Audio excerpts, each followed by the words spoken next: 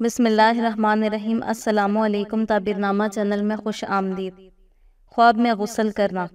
حضرت ابن سیرین رحمۃ اللہ علیہ فرماتے ہیں، اگر کوئی شخص خواب میں دیکھتا ہے کہ اس نے دریا میں غسل کیا ہے، دلیل ہے کہ اس کا غم کم ہوگا۔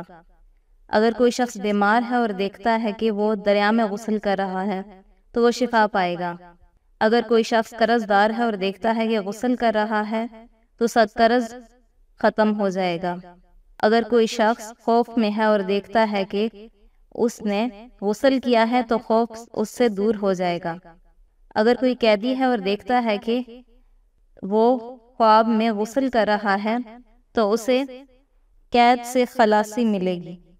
اور اگر دیکھے کہ تھوڑے پانی سے اس نے غسل کیا ہے اور ہاتھ منہ دھویا ہے، دلیل ہے کہ خیر اور فائدہ پائے گا۔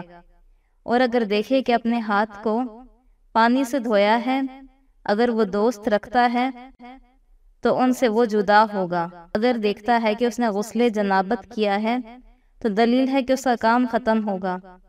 حضرت جابر مغربی رحمۃ اللہ علیہ فرماتے ہیں، خواب میں جنابت سے غسل کرنا دلیل ہے کہ جھوٹ سے پاک ہوگا، اور جو زیادتی اور نقصان جنابت کے غسل سے ظاہر ہوگا، جھوٹے دین پر دلیل ہے۔